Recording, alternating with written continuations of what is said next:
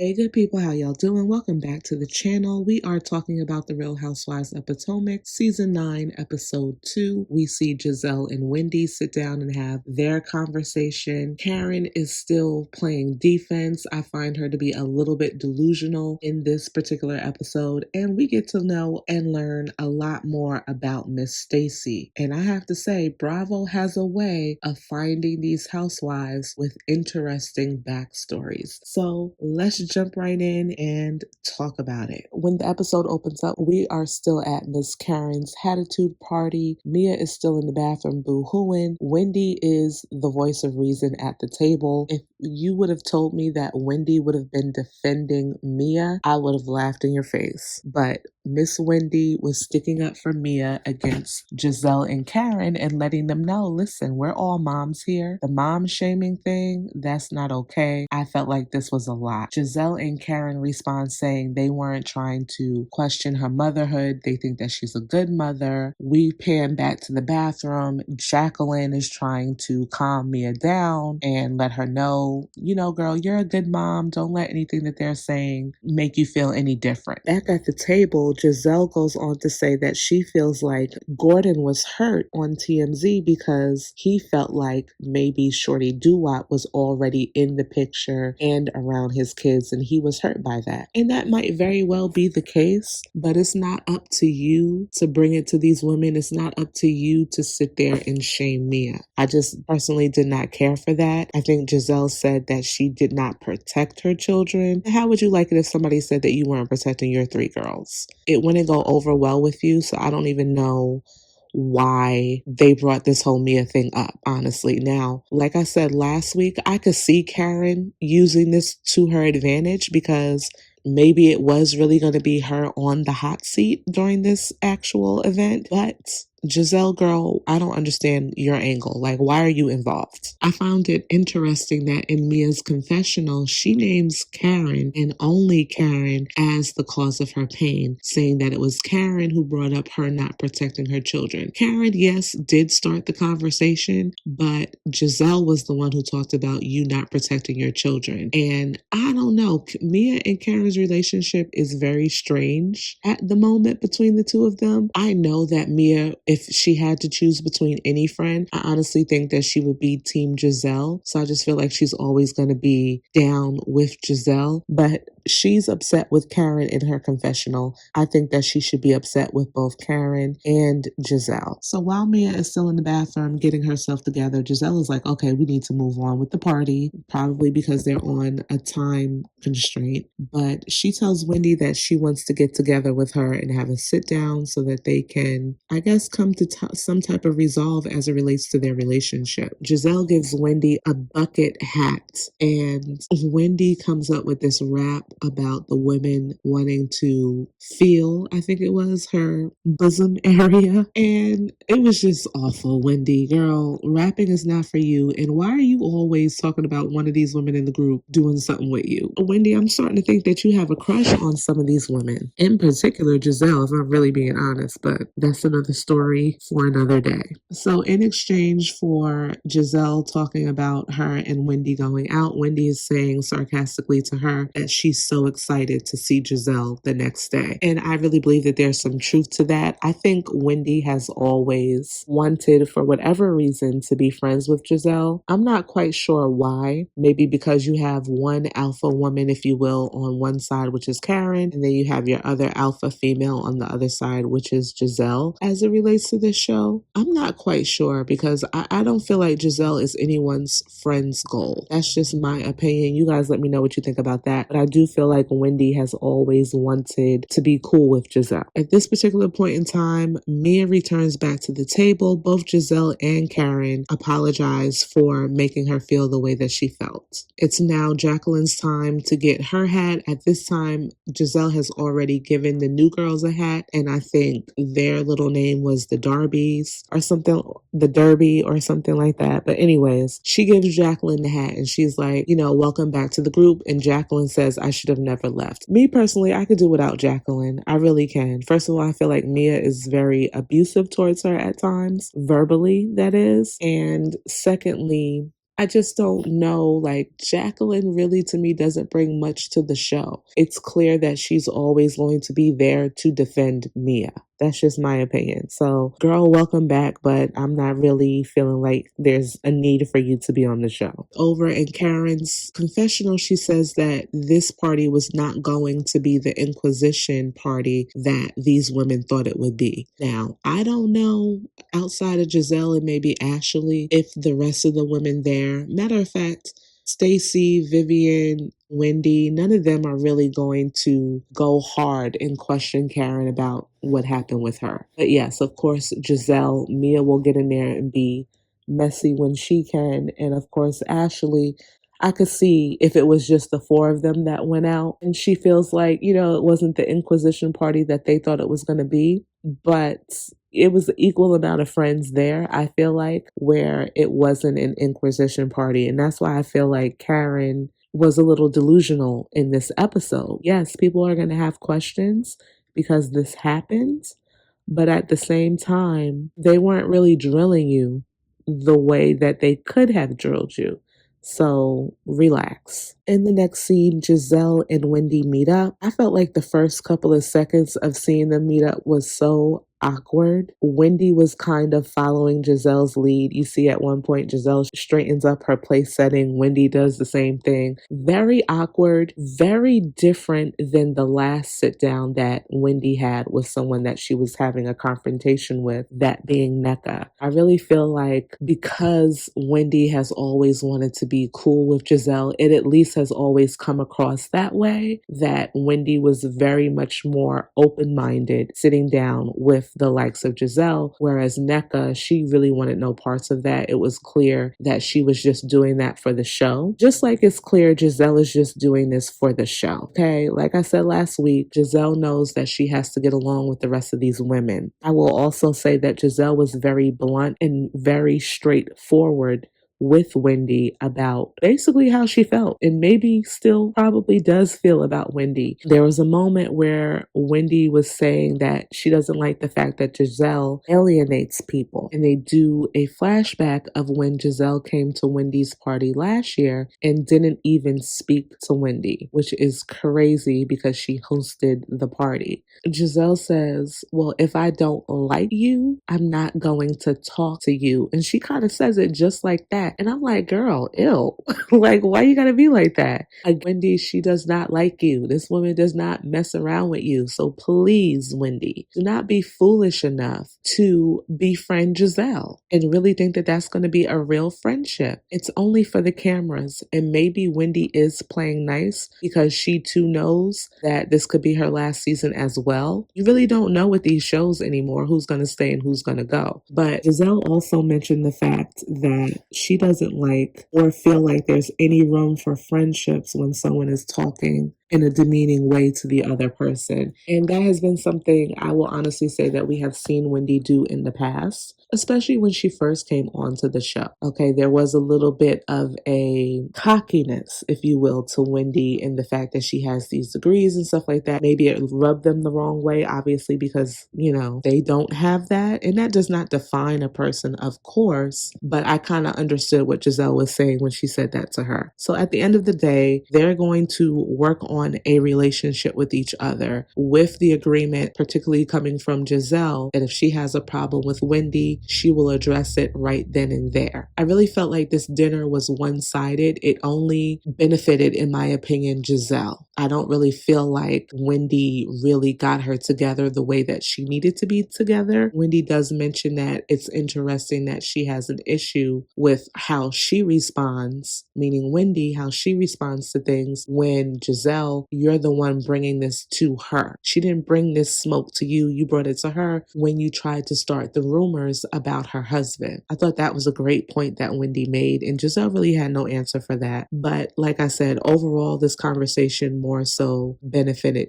Giselle. They also talk about Mia's boyfriend, Shorty Doo-Wop, and when Karen first met him, how she she apparently did not see him because he was so short. She looked over him and actually had to look down. I think it's obvious Karen is just trying to be funny. It's interesting though that Wendy, and maybe this is a topic of conversation that these women have had before, because Wendy brings up the same thing that Karen brought up last week, the fact that when Mia and Shorty Doo-Wop take pictures, he's always in front of her and she's behind him to kind of make him look taller. Now, I will say, Mia is a tall woman.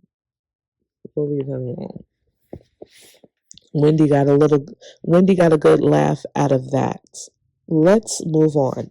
They also briefly touch on the Hatitude party, and Wendy tells Giselle that she feels like Mia was hurt even more than what she showed. And again, Giselle is saying that she really was not trying to make Mia feel a certain type of way. She was not trying to attack her as a mother. The whole thing, I guess, in her viewpoint, is messy, and she really doesn't want to have anything to do with it. And my response to that is, well, if you don't want to have anything to do with it, stop talking about it. Leave it alone. At the end, Giselle said that this is the best conversation she's ever had with Wendy. I again feel like it is because you were able to get everything that you wanted out of the conversation with Wendy. And I feel like Wendy did not really lay everything out on the table toward Giselle. Y'all let me know overall how you guys felt about this conversation between these two. In the next scene, we are at Stacy's house and we find out a lot about Miss Stacy. Okay, we know that she has a daughter, but we actually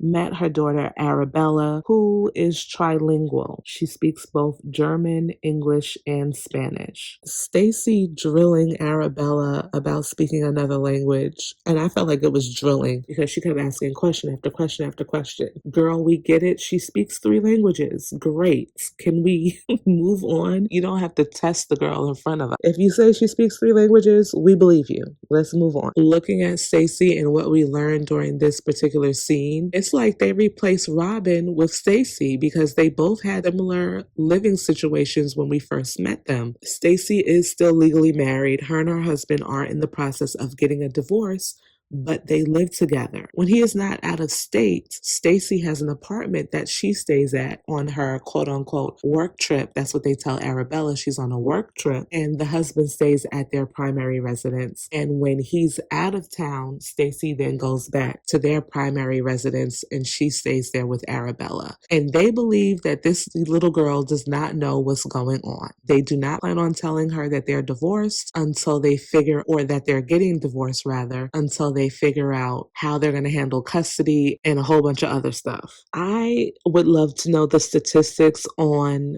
couples that have done this before to their children, try to act like everything is okay, like they're still together. I'd love to know the statistics on how many children know that there really is something going on between mom and dad. I feel like you can try to hide and fake that as much as you want, but children know. They're not dumb and they don't get as much credit as they deserve, nor do we as parents, and I can say this myself as a parent, we do our best to try to shield and protect them from things and don't realize by trying to quote unquote shield and protect them from things that we're honestly really putting them in a bad situation. We really are not protecting them. We're one, being dishonest with them. 2, especially when it comes to relationships, children see and know. So I just feel like it's a recipe when you try to lie to your children or not treat them like they have common sense. You find yourself in a world of trouble because they know. They know. So anyway, that is the setup that she has going on at her house. They have an au pair, I think it's called. If I'm saying that incorrect, you guys let me know. I had to look up what this person was because I kind of I didn't know if she was a housekeeper. Like, who is this woman? Is she your babysitter? Definition of an au pair, again, if I'm pronouncing it wrong, forgive me. A young adult who travels to a foreign country to live with a host family and provide childcare in exchange for room and board. Stacy is from Detroit, y'all, and she has an au pair, okay? Go ahead, Stacey. I am not mad at you. What is also interesting about Stacey's situation is that she is actually dating someone. They are celibate. Kudos to them. He seems to be someone who's really into the church. So his thing is, I don't want to have children. I don't want to do the do until we're married. And thus far, over the couple of months or however long it's been that they've been together, she has respected him in this decision. But she has her boo, and she's pretty certain that her ex-husband has somebody as well, but they don't talk about it. Dysfunctional. Not that you have to share what's going on in your personal life with the person that you're divorcing, but I mean, the whole situation seems to be just too much. It just really is. I feel like just be honest with your daughter, figure it out, and let her know what's going on. Moving right along. Next, both Karen and Kiana get together. This is the first time that we're seeing Kay, and it is great to see her. I feel like she kind of brings the energy a little that some people might miss not having Candace on the show anymore. We get to learn a little bit more about Kay as well. Kay is in a relationship with a man that she's about to move in with, if she hasn't already. Her mom is not really happy about her moving in, not being married, or at least not being a fiance. So I think that's going to be obviously a part of her storyline this year. We do see a little clip of her bringing more of her stuff into his house, and he's just like, we bringing all this stuff and we ain't gonna have no more room anywhere. And she's like, yes, we will. I thought that was a little cute exchange between those two. They're actually building their own home, but for the time being, looks like she's moving into his place. We also find out that Kay was engaged before. 9 years ago, her fiance died. We don't know how he died. She does not disclose that information, but he did die. Also sad. You can see in her confessional how that still has some type of effect on her today. Obviously, we know that Kay and Karen are close based upon everything that happened last year. Karen kind of produces the scene and asks Kay if Giselle gave her an invite to come to the Hatitude party. Kay is looking like, no, I haven't gotten any invite. And it's almost as if Karen is trying to say that there's some type of issue between Giselle and Kay. I don't really know if there is or isn't. We find out later on that Giselle says there wasn't enough room to have her there. Whatever. We don't know. I feel like y'all had Mia's friend there, though. Certainly, we could have done away with no shade to Mia's friend, because I think I like her too. But Kay should have been there in place of Mia's friend. That's just my opinion. Then Karen, adding more fuel to the fire, asks Kay if she was invited to Giselle's GNA event. And Kay in her confessional is like, no, I don't want to be bothered with that, especially because of what happened last year. Again, we see from Kay that she was really embarrassed by her situation with Deborah, okay? It wasn't a highlight for her or a rite of passage on the show or anything like that to her. She was humiliated by it. So she definitely does not want to have anything to do with another GNA event. And I agree with you, girl. Karen again talks about the Hatitude party as being an inquisition. She really wants these women to ride for her. And when she keeps talking about, I want y'all to ride for me, have my back, I just feel like she wants you guys to just be loyal to her regardless of whatever is going on in her life. And really, if you are a good friend, you will be. However, that does not mean they can't ask you questions, Karen. Like, let's be real. If the shoe was on the other foot, you'd be asking questions too. I mean, it was just at your Hatitude party that you were prosecuting Mia. So, like, come on. You can't have it both ways. Moving right along, let's move on. Next up, we see that Ashley and Stacy get together. They go on a walk. Stacy kind of shares her situation with Ashley, telling her that she and her husband live together. And Ashley is shocked. You guys live together? And a little judgmental in her confessional as well, Ashley is, when she's like, girl, Ashley, you have no room to talk about anybody's relationship, girl. Just stay quiet on this one, okay? When it comes to people's marriages, Ashley, just keep your mouth shut. They have a conversation. As we know, Stacy's daughter is biracial. Ashley's children are biracial. They kind of bond over that. They do talk about how they want their children to identify. They do kind of talk about what race they want their children to identify by. I don't really see any of them raising their children with the quote unquote Black experience. At least I haven't seen it from the few clips that I've seen of Stacey and her daughter, nor have I seen it at all when we look at Ashley and her boys. I don't know what's right for their children. I think that should obviously educate them on each part of their culture, but it's a personal decision, and who am I to tell you what decision you should make with that? But I love the fact that they have this conversation, because it's not a conversation that we see a lot of on TV, and it's definitely not a conversation that we hear a lot of when we watch Housewives, because it just doesn't really exist on a lot of these shows. I was really entertained, if you will, by this conversation. We also hear a little bit more about Stacey's new boo and how she met him on his audition for QVC, and she seems to be happy with him. So we'll see how their relationship works. I wonder if he's going to be somebody that we see on the show or not. Giselle and Karen meet up. Karen meets Giselle at her house. Karen is asking Giselle how she got there. I don't know if Karen's license has been revoked or whatever, but Giselle's like, did you take an Uber? Did Ray drop you off? I'm like, girl, is it that serious? This is another way that Giselle really tries to be funny at Karen's expense. When it comes down to Karen having these DUIs, DWIs, and whatever other citations, this is not something that we should be making light of. And every chance we get, I feel like we're going to see Giselle make some type of joke or reference to Karen's misfortune. And all I can say about that is, there but for the grace of God go I. None of us know what type of situation we will find ourselves in. In my opinion, don't be so quick to judge. I'm going to leave that right there. They talk a little bit about Kay.